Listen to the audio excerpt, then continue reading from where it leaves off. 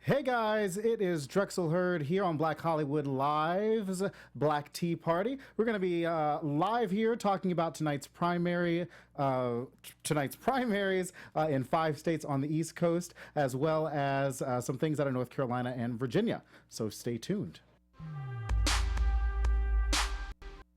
You are now tuned in to Black Hollywood Live, Black Tea Party. Oh my goodness, Yes. Playing that Prince. What a weekend. I'm your host, like I said before, Drexel Hurd here with my co-hosts, my beautiful co-hosts, Elena and B. Welcome Hello. to Black Hollywood Hi. Live, Black Tea Party, the kickoff of this show. We are very excited for you guys to be joining us Yes. here. We've got a lot to talk about. A lot has happened Yes. over the past week. We're going to be covering the primary tonight. Like I said, we're going to be covering some things out of Virginia and North Carolina. We've got things for you guys to get to know us, as well as some trending topics later on in the show. But let's get started with tonight's primary victory. Yes. We've got 5 primaries tonight.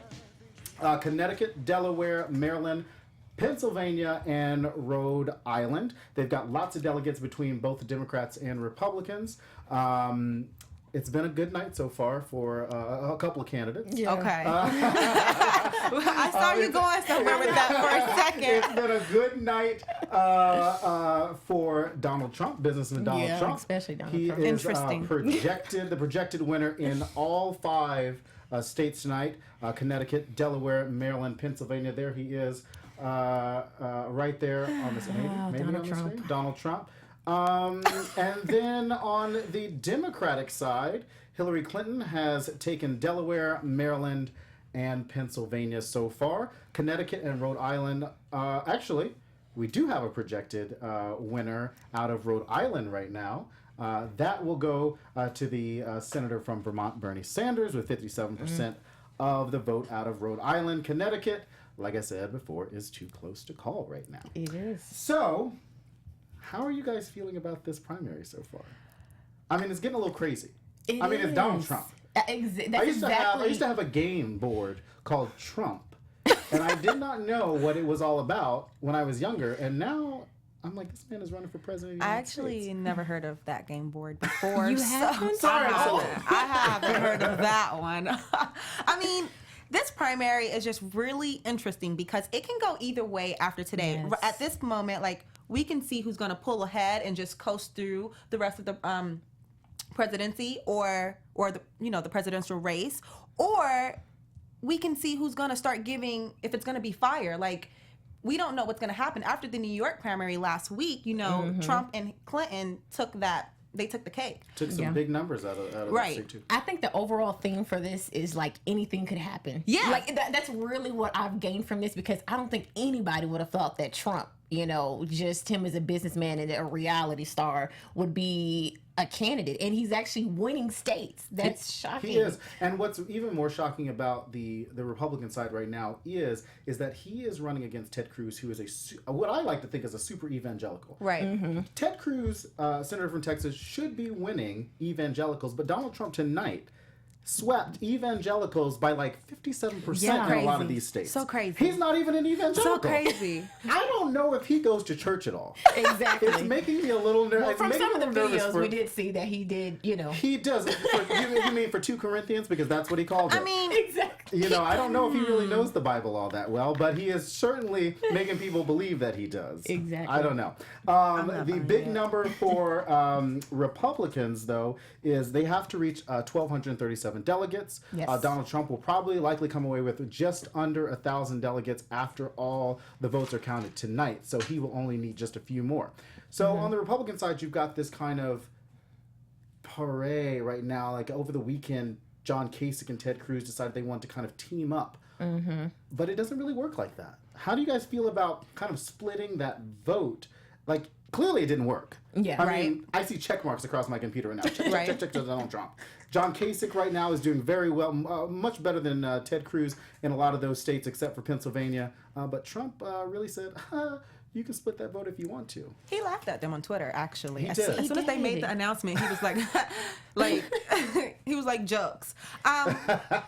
It's interesting. I mean, first of all, the hard part about it is that you have two people from your political party saying that they're going to join in to And go team up. Yeah, to go exactly. against you. So that just speaks volumes across the table. You know what I mean? So that's already pretty scary. And whether it's going to work or not, I don't know if they can team up against him in any kind of way, because it seems like the people love him, and I think that's what's so astounding. So whether they team up or they don't, he's still pulling forward. He's pulling his own weight. I'm wondering, though, what you guys think are the most important issues that you've seen so far on the Republican side. Like, we'll get to the Democrats in a little bit because they're somewhat on the same page on a lot of issues. Right. But the Republicans seem to not have a clue as to what their important issues are, and they just seem to be grasping at different issues every time something comes up. It's not like they're leading on issues; they're letting states lead on issues like North Carolina. We'll talk about in a little bit. Mississippi, Virginia, things that are happening in real time instead of leading on issues that they should be leading And on. they jump, and then they bandwagon behind it and was try just to gonna say act that. like. Almost like like a popularity contest. I Right. think that's their main focus, and I think that a lot of people are not knowing where they stand as far as their issues. Like, we don't know because it's they're so big on, like, bullying, and I'm going to win all the states, and they're so stuck on that they're missing the issues that's important to the people. Right. Yeah. So What about you? It's very just wish-washy. Like, it's completely wish-washy. One moment it's one thing, and I think for me, with the Republican candidates, what was really hard trying to understand their views was when I was watching all of the debates. Like, it became scream matches and wanting to be the better man and just, Right. like punching on your woman. chest. And it was Right. just like, okay, I understand you're having ego issues right now, but let me know where you stand and why you stand that way. Don't just keep flip-flopping, because we don't, like, that's not what I want Right. from any presidential candidate. And they're really. I was listening to Ted Cruz give a. I don't even call it a victory speech because it could have been a victory speech tonight. And in Indiana, and he was talking about ways that he differs from the rest of his field, which is, oh, well, I'm not going to raise taxes. Well, okay. Well, I'm going to repeal Obama. The same stuff that we've been hearing from Republicans for the past couple of years, but I don't know if obviously, that sort of rhetoric is not resonating with the electorate. We always talk about Republicans voting outside of their, outside of what they need, outside of their needs. You look at the southern states, are the poorest states in the nation, Right. And they're voting against their what they need. Republican, You're looking at them going, well, why wouldn't you want to have the federal government help you on, especially social programs that can help you? And they are not responding to that well. Yeah. And I think for that, it's just like, I don't know. It's just like, here again, it's just they're not saying what their issues are, and for what's important for their people. And with that, you get, like you said, you get the southern states that are just using their vote and voting for whoever because they don't know what they need, because the Republicans aren't stating what they can offer. Right. And Right. so that's the big deal about it, is just, where do y'all stand at? And on the other side, you've got, well, I'm going to repeal Obamacare. And you've got states like Kentucky and Alabama and Mississippi with the highest levels of uninsured people who need health insurance. So how can you tell those people that you want to repeal something and you don't have a plan? Republicans have been talking for the last 6 years about how they're going to repeal and replace. And then even this year, the Speaker of the House said, oh, well, we have a plan. Well, obviously you don't, because you haven't had a plan for another 6 years. I mean, so there's a difference between a plan and an action plan. Yes. So they've been doing a lot of talking. They've been verbalizing a lot of these things. We're going to do this. We're going to repeal that. Like, There's a lot of promises. Empty promises. That's we'll what it's call it. been. Yeah. And I think the problem has become, what is the action plan? Let me know what steps you're going to take, and then my faith in you can become higher. Right now, you're just like trying to gas me up, and really, I'm not here for it. Right. So just let me know what it is that you want to do, why it is that you want to do it, and then I may be able to turn more toward you and where the direction you want to take this country.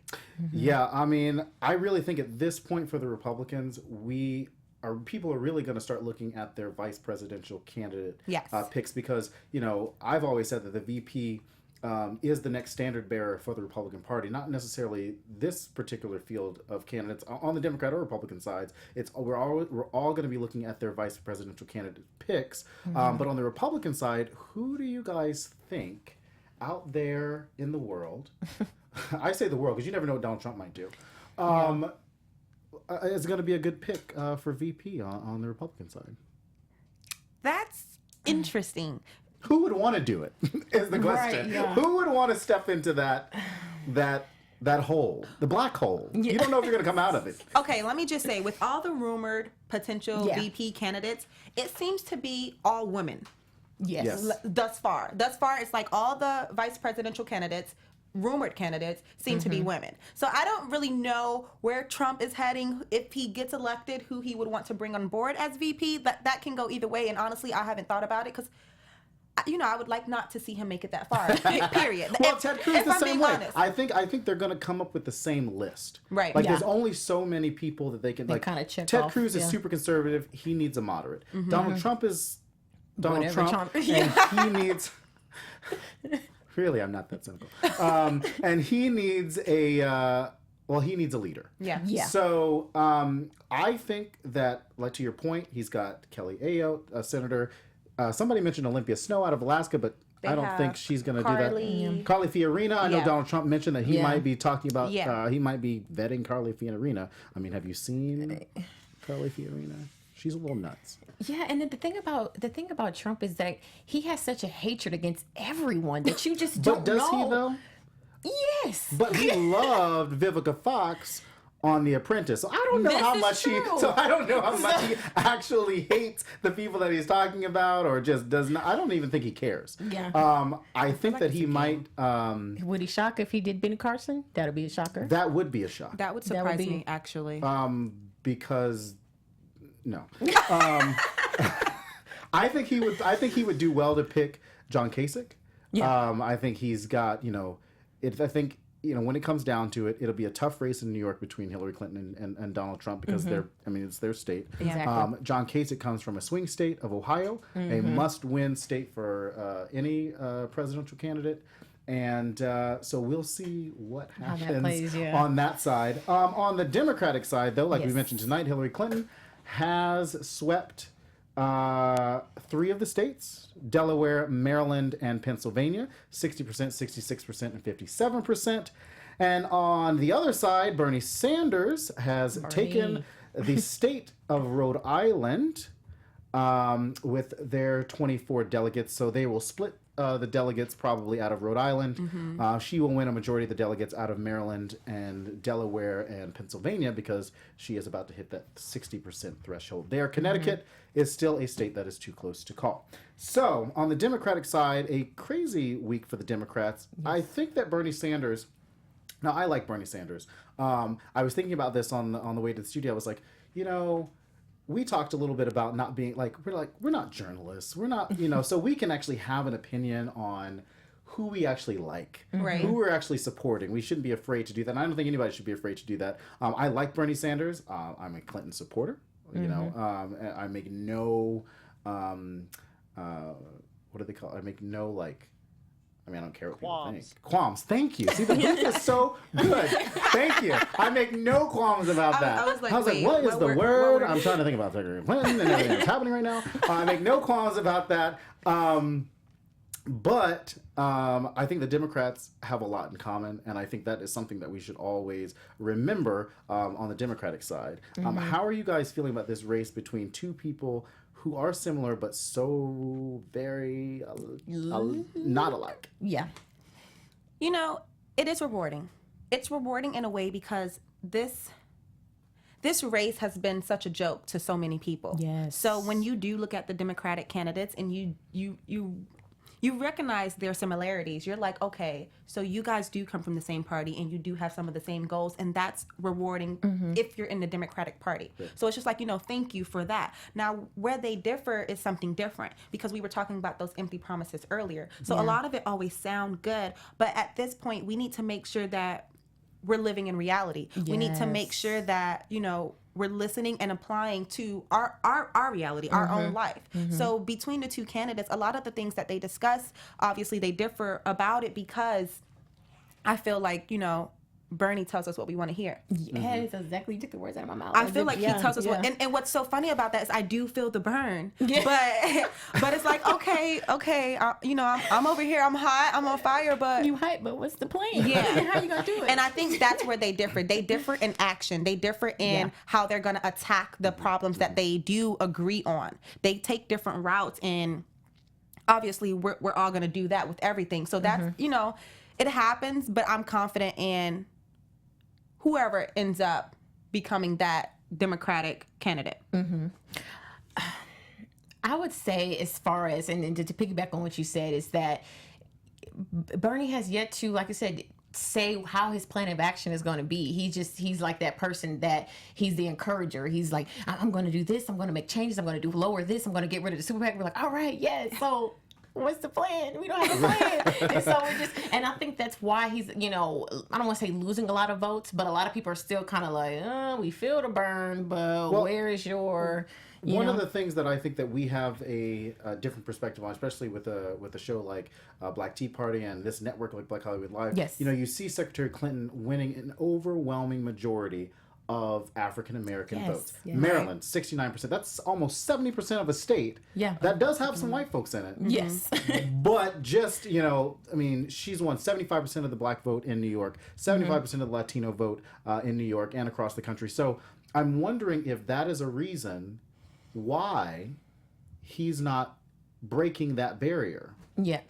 And I don't want to say it, but I'm going to say it. I think a lot of, and that's what we want to encourage, is that people really do your research on whoever you vote for, because a lot of times people are making the connection of, man, Bill Clinton was a great president, so we're going to go for his wife because she was great. Right. And, Definitely.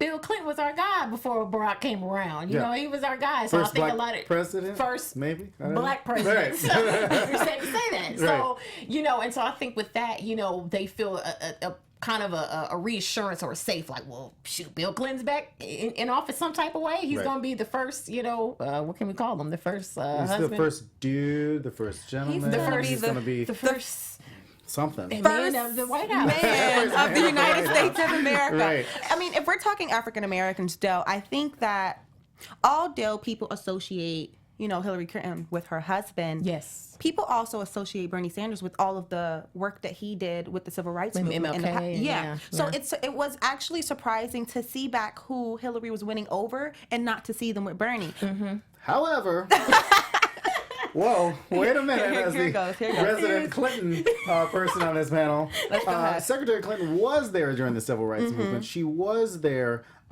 when she was trying to help young African Americans get into college when the colleges weren't accepting African Americans, as a lawyer, Right. Or in the housing. She'd pose as a person who would, try to buy a house, and then she'd catch that housing person. Say, oh, we're not going to sell that to a black person. She was there. So she might not have been in a photo op with Martin Luther King. I was going to say, and not to take anything away from her and all of the work that she has pushed forward, because obviously it's being noticed by the people. Right. And that's what's important. And especially because, she is married to Bill Clinton. That association plus the work that she's put in is already enough for the people. Right. But it was just surprising when the numbers and the statistics did start coming up to see that shift, because at first it was like, oh my gosh, Bernie Sanders, Bernie Sanders, Bernie Sanders. And then but it was Bernie Sanders for who? It was not for the black folks. It was for the millennials. Yeah, it was, for the millennials. They weren't making Did that you just shift happen at to the be time. African American? They Right. did. Right. They did feel I think the burn. I think that he is winning. You look at the numbers in South Carolina, and they have been somewhat similar across the nation, where he's not winning 35 and under, or he has not been winning. I'm sure he has in some of the other states, the bigger states that he's won, 35% and under, or 35 and under minority voters. So I'm not entirely sure if even young black people are feeling that. I know a lot of my friends who might be watching will probably say, well, I'm black and I'm feeling the burn. Right. But I know plenty of those people. Exactly. Yeah. But that might not necessarily be the case. And Maryland has 95 delegates. So that is a lot. So we'll see. And, like I said, she won South Carolina. And if Bernie Sanders can't win over these minority voters, like we have always said, minority voters will outvote Yeah. the now minority Caucasian voter. Yeah. So I think Bernie Sanders has a lot of ground to make up for that. Like we said before, Connecticut, Delaware, Maryland, Pennsylvania, Rhode Island, all tonight. Clinton has taken Delaware, Maryland, Pennsylvania, and Bernie Sanders has taken 56% of the vote so far, with 74% in Rhode Island. Now, we mentioned the Republican VP candidate. Yes. See, this is a lot more fun on the Democratic side because we got a lot to talk about because I don't know what's happening. Who do you guys think that either Bernie Sanders or Secretary Clinton might be looking at for VP? I'm sorry to cut you off. I'm going to say, I know there's been rumors. I don't know if that's certain or not, but I know Martin or O'Malley was one of them that they were thinking about. Yeah, they were thinking about him, and they were also thinking about, I don't want to say her name wrong, Amy Klobuchar. Klobuchar. Yes. I was like, Klobuchar. Amy Klobuchar. Those were Clinton's rumored VP Yes. picks. Yeah. Yeah. And so I would actually be surprised if she picked Martin. I mean, Martin O'Malley? Yeah. I mean, he's a progressive. As our female panelists, how do you feel about an all-female ticket? Woo! I was literally about to say. Can you imagine if it's Clinton and Amy on that ticket for? But why not Clinton Warren? Clinton Elizabeth Warren. That's what everybody's been talking about. Well, it's rumored that Bernie actually, if he gets on the ticket, that he'll have Elizabeth Warren. Yes, but that was after Secretary Clinton came out and said that, hey, here's my VP shortlist, and Elizabeth Warren's name came up. That was last week on New York Times. Interesting. Interesting. I mean, they've always been floating Elizabeth Warren. She is the darling of the progressive wing. She is the one who's going after Wall Street the whole time. Right. It was rumored that she was going to probably endorse somebody when Massachusetts had its primary earlier this year. And she could have been a big help to, states like Connecticut. It's still too early to call right now. 46% of the vote reporting right now. Bernie Sanders still leading that state right now. Yeah, I'm not surprised. But, an all-female ticket. I'm not entirely sure how that would work. You still have to get, it's such a weird thing to say, but you're like, well, what, like, how would the men feel? Yeah. I mean, who cares? It is, like, who cares? But who cares? I'm all about balance. I'm going to be honest. I think the dynamic, don't get me wrong, I would be very excited and it would be a very woman empowerment moment to, to see in history that there would be two women on the ticket on the Democratic side. But I just feel like there should be, a balance, and I feel like the men would feel some type of way, like, oh, just all women on here, all right, and so I could see their side of them thinking that, Elena's not feeling it. She's Honestly, like, no. I do agree with the balance. I just don't. As a woman, I can say having two women on the ticket will be scary because women are a force. So two women at that. It's going to be scary. However, I don't think that, we should be thinking, what are the men going to be thinking? Or, how are they going to feel? Right. Or even if it is a female president and a female vice president and they go into a convention or anything like that, that the men will start to feel some type of way. If we're trying to move forward and we're trying to progress, then it shouldn't.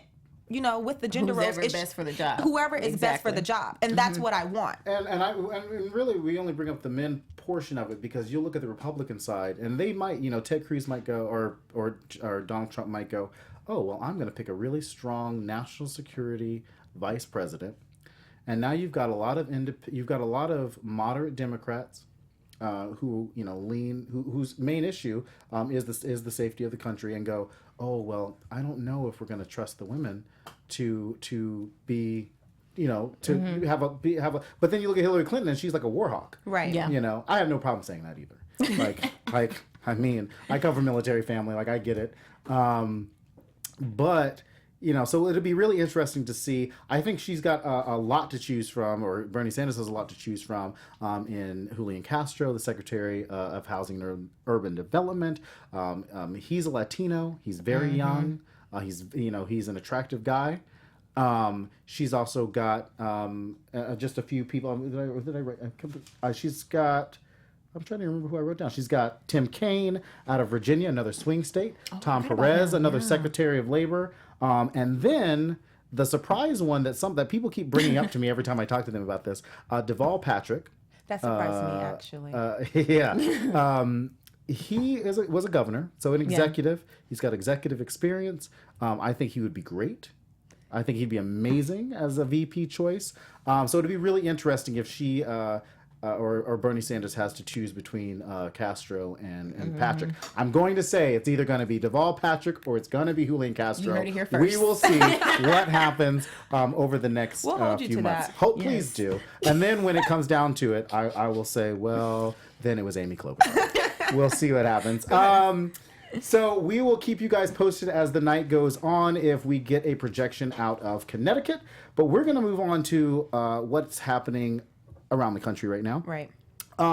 In the state of North Carolina, in the state of Virginia, State of Virginia, Governor Terry McAuliffe, yes, he just signed an executive order to restore all the voting rights for felons. Right. They never had that. There was about 20,000, that's about, 200,000? 200,000 felons will now be eligible to vote in the state of Virginia. Yeah. How do you guys feel about that? I mean, it's a tough, I don't know. How do you guys feel about that? Honestly, it's a little bittersweet because we do want the felons who are released and they're back into society and they're trying to live their normal lives. We want them to be able to vote because it affects them too. Yes. It affects their society. It affects their family. So yes, we want them to be able to vote. However, I feel like I've been conditioned living here in the U.S.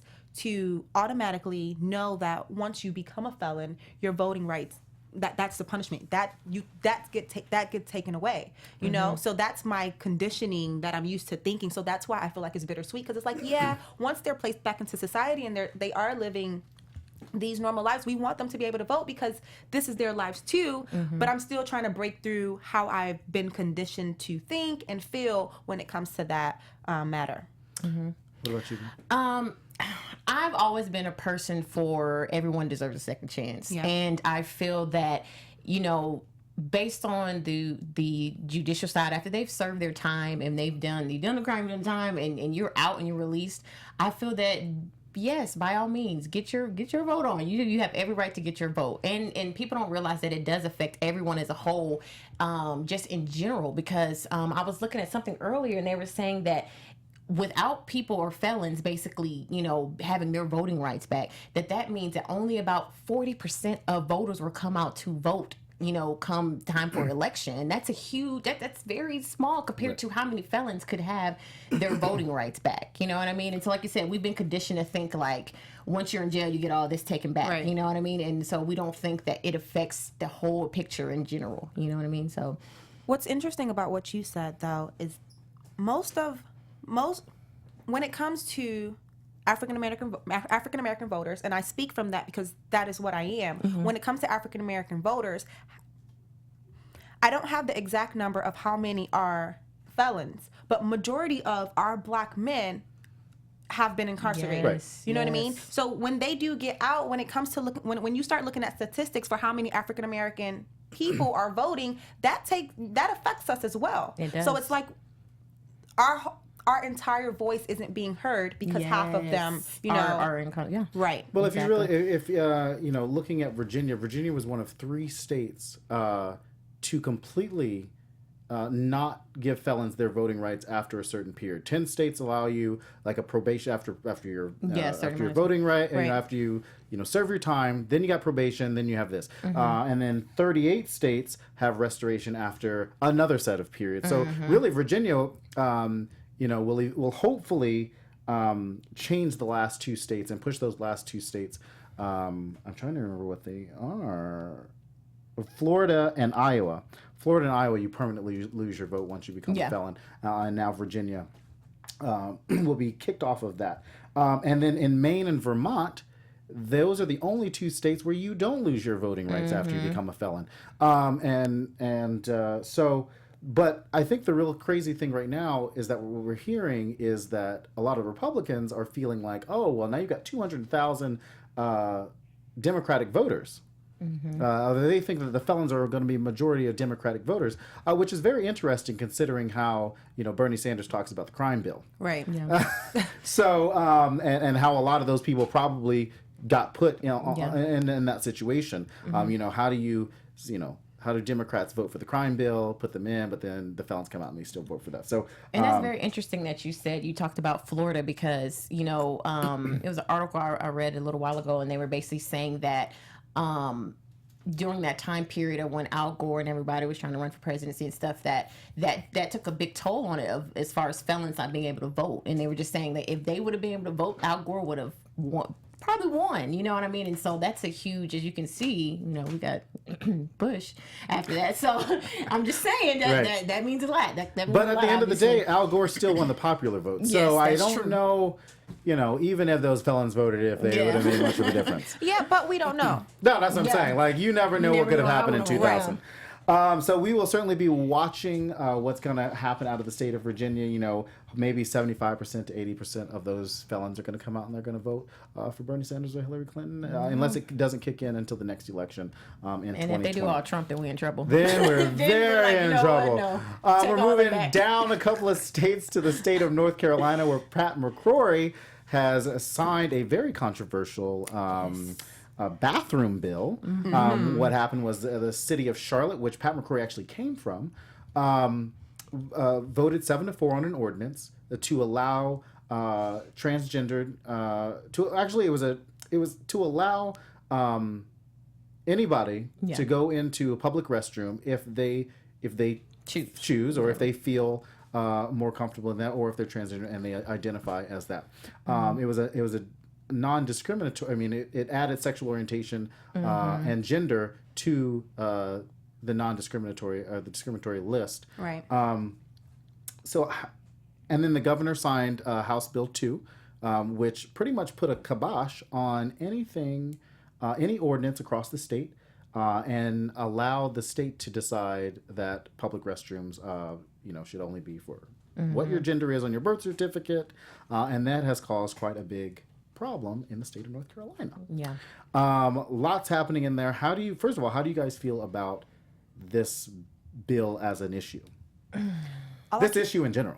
All I keep hearing in my mind is the last sentence that you said was, this gender should use this whatever gender is on your birth certificate should use this bathroom, which is interesting because if I were a transgender and I decided that I wanted to go male, and some people go through the whole surgical process, and they do in fact change their ID and their birth certificates to identify with whichever gender they identify with. So in what case do you say, okay, now it's on your birth certificate, you still can't use the bathroom because you are trans? Yeah.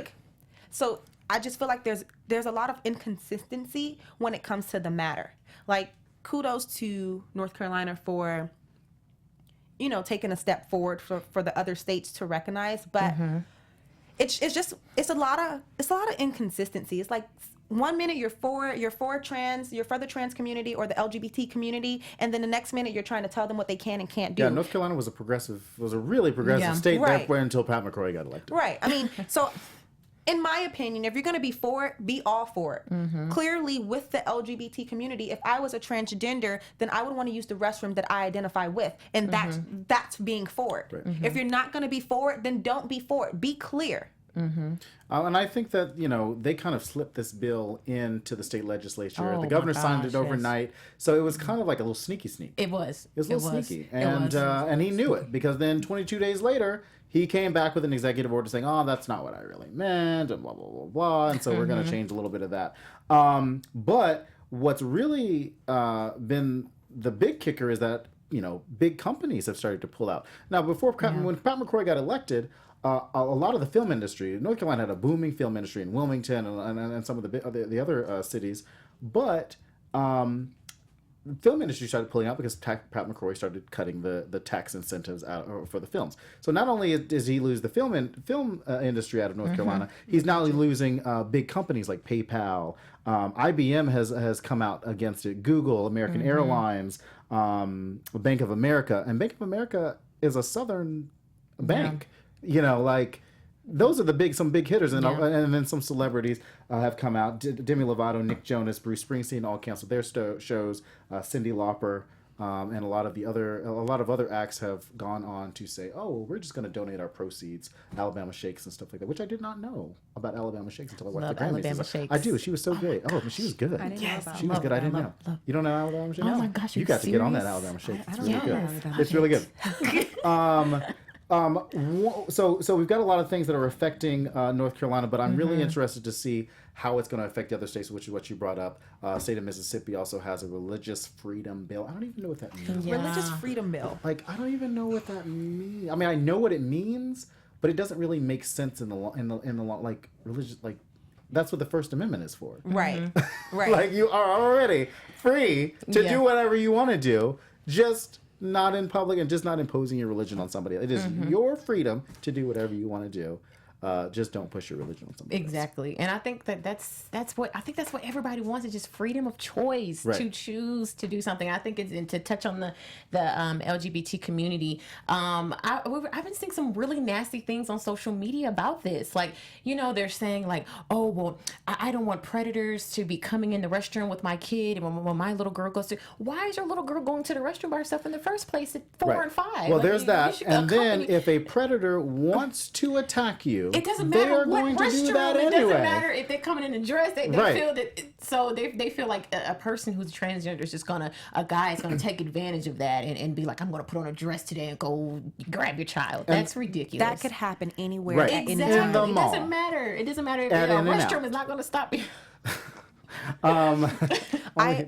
I do understand the concerns. Oh, of I course, understand of the course. concerns, and that goes back to me saying we've just been conditioned a certain way. Yes. Right. The fact Yes. that, you know, as a country we are progressing toward more LGBT rights Right. and so forth, there are still people who are, you know, elder who still they're into don't get their it. thinking. Oh, yeah. And they're not going to change that, and they pass that thinking on to their children. And it's Exactly. just like the domino effect. So I understand, you know, that conditionedness to think, but if we're going to move forward as a country, then we need to move forward. Right. You know what I mean? Well, the best thing that I heard, that I read earlier this week or just a couple of days ago, was somebody said, you know, Republicans, they talk all about, you know, protecting our girls, but when it comes to like sexual assault and things like that, they're nowhere to be found. Nowhere to be found. They just say, well, she was asking for it, or anything like that. They are just nowhere to be found on issues that actually matter to women and girls in the country, but they will certainly protect their daughters, The hard or at issues. least they think they are. The hard issues. They certainly don't want to protect hard issues. But we definitely want to know what all of you guys think. So follow us on Twitter or Instagram or Facebook, or just tweet at us. We're actually going to start using a new hashtag, BHL, hashtag BHLPC. Yes. So use that hashtag, and we will respond all to you guys over the next few days until the next show. So now we are going to turn it over because you guys got to get to know us a little bit better. Yes, So you gotta know who we Elena's are. got some things she's going to take over. I mean, you mentioned the hashtag of BHLPC, so I'm pretty sure you're wondering what that means. That stands for Black Hollywood Live Political Culture. As you know now, the show is called Black Tea Party, and we're a new cast. We're going to be changing the show. The show will be taking a whole new direction, a fresh direction. So I thought we're getting a makeover. right, we're getting a makeover. An extreme makeover. Who doesn't love BHL makeovers? edition. and I thought, you know, we're gonna be here. We're gonna be your Yes. host. We're gonna be here weekly, and why not give you a chance to get to know who we are and, you know, some of our thoughts, and just get a little bit more personal so you know who you're communicating with. So, are you guys ready to answer my questions? So Oh excited. gosh, Make makes it you good. very nervous. I know. I mean, Like Donald Trump. I'm not gonna get too very much in your nervous. business. So, I mean, something really basic. Let me just know, what are your home states? North Carolina. Really? Oddly enough. Wow. Actually, You were from North Carolina. I say went North in on Carolina. North My dad's military, so I'm pretty much from everywhere, but I went to college in North Carolina, so I'll say North Carolina for now. Okay. But I don't know if I should really say that. Interesting. That's actually very interesting. Well, I'm a Florida girl, so What? It's all from the South, so It's all far. from I the don't know. We'll South. see. I am Houston, Texas. Oh, see, it's a Southern family here. Well, originally, I was born in Tennessee in Chattanooga, but I was moved- born in Tennessee. Shut up. Yeah, and Millington, which nobody knows about. Yeah, Chattanooga, nobody knows. Yeah. But that's okay. I'm putting it on from. But that's okay. not from the same hospital. No. Chattanooga, no. Okay. And then I guess I'm interested in knowing what qualities does your potential presidential candidate, like what qualities do they have? Well, obviously, I'm a Hillary Clinton fan, and I think Pro I Hillary. think I think that strong. Foreign policy has always been very important to me as a military kid. But I also need somebody who is going to just lay it out for me. Bernie Sanders talks real. He talks real stuff. I understand does. that. I respect that. I get it. But I need real plus action, and I need to see it. That's just the way my mind works. And I think that Hillary Clinton, for all of the 30 years that Republicans have beaten her down, is a lot more trustworthy than people give her credit for. Right. She's done a lot for the state of New York. She's done a lot as First Lady. She's done a lot as the Secretary. She might be a war hawk, but at least she tells you exactly what she's going to do. Yeah. And she does not make any qualms about being a war hawk. And I like that. And I guess I share similarities with you on that because I am a don't talk about it, be about it. So show me I think action. we all agree on that. Yeah, We're very action. you got my vote. If you about it, then I'm with you. Like, what are your qualities that you want? And that's so funny. I'm a visual person, so you need to show me, like you said, I'm an action. Like if you give me a plan and we can do that, then I'm gonna have more faith in you.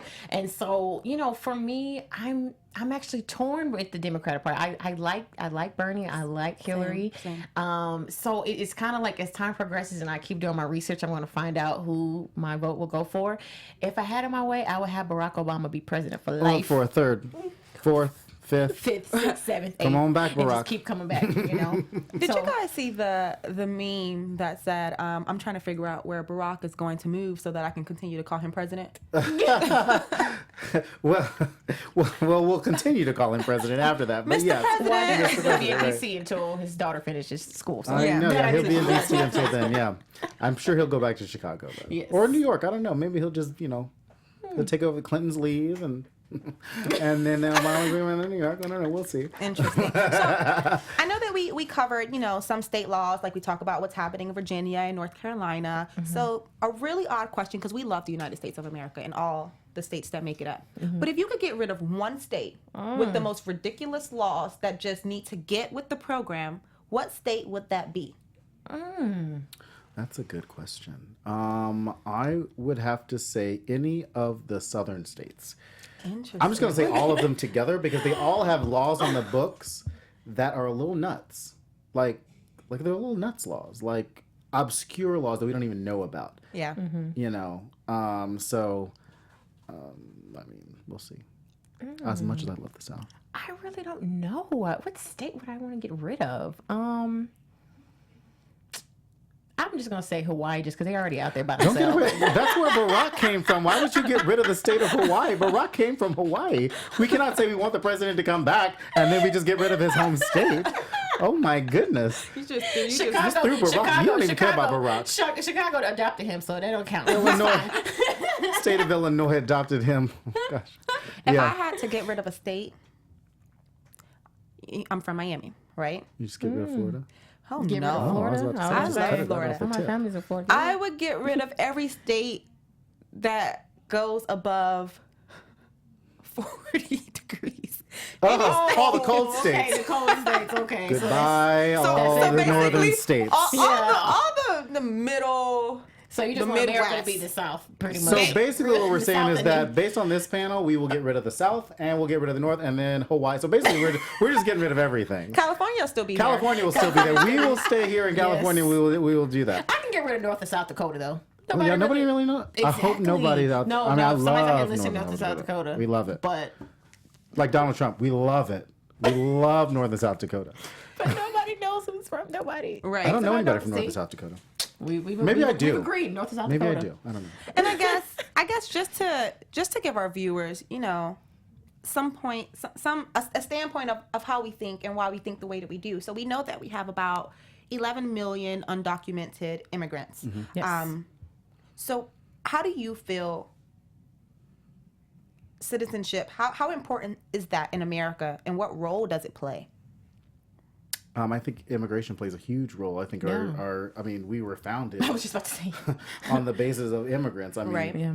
Black people are immigrants. Mm-hmm. Irish people are immigrants. White people are immigrants. Nobody is from this land. Mm-hmm. So the idea that immigrants can't stay here because they weren't they're not necessarily from here, or they've come here illegally, that doesn't really make sense to me. It does make sense on a national security level, but when we talk immigration, we're only talking about like Mexico. Like that seems to be like the big thing. Or We're never any talking Caribbean. or Muslims. Like it's either Mexicans or Muslims. And if you're listening to Donald Trump. So we're never thinking about, immigration being an Asian thing, immigration being a German thing, immigration, I have a lot of people, friends from Britain. Like those are all still immigrants at the end of the day. And so we can't just, keep talking about immigration as a Mexican thing or a Muslim thing. Right. How do you feel about it?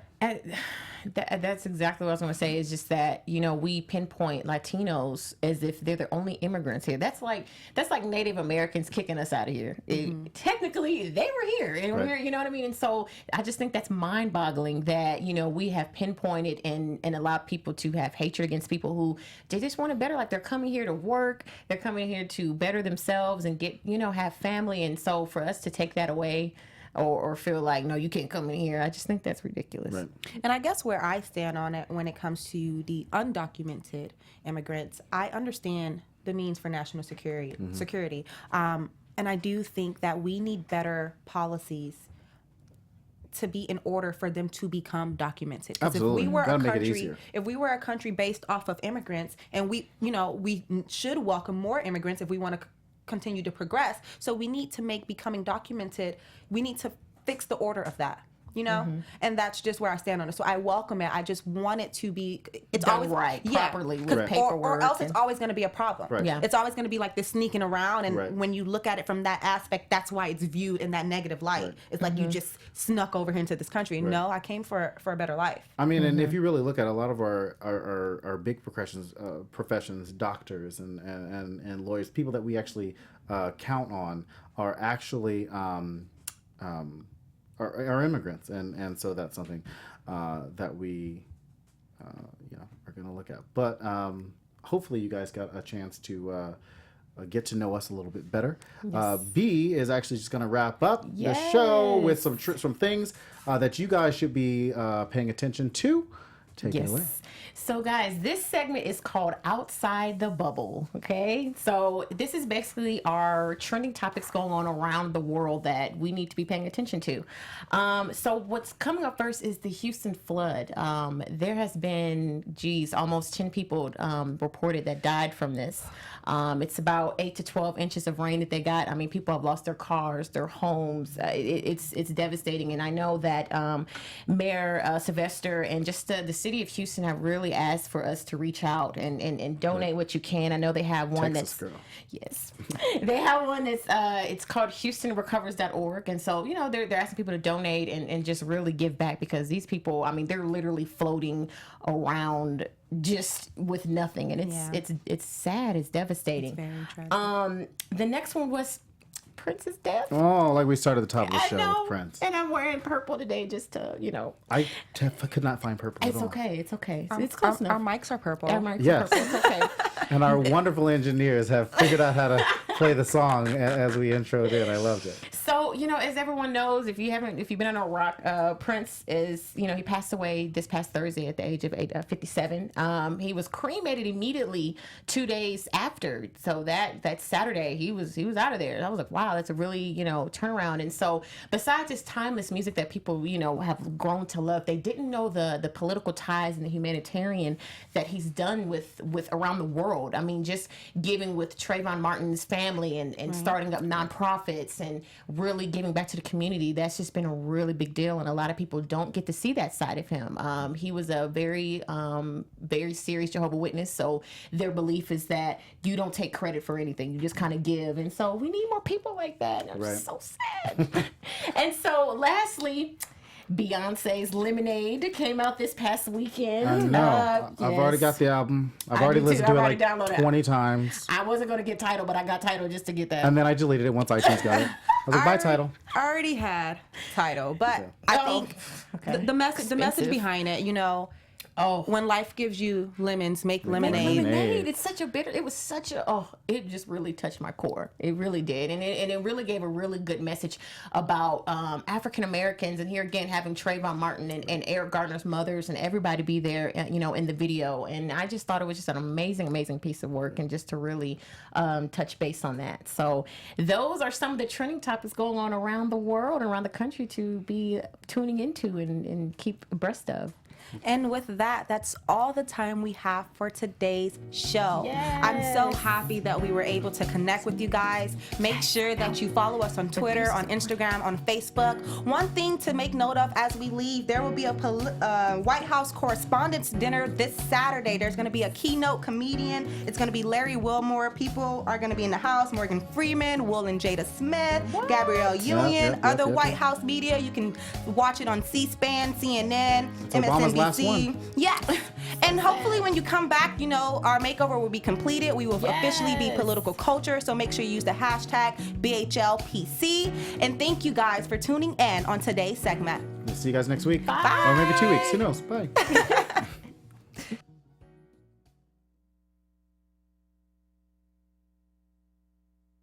From executive producers Maria Menounos, Keven Undergaro, Phil Svitek, and the entire AfterBuzz TV staff, we would like to thank you for listening to the AfterBuzz TV network. To watch or listen to other after shows and post comments or questions, be sure to visit AfterBuzzTV.com.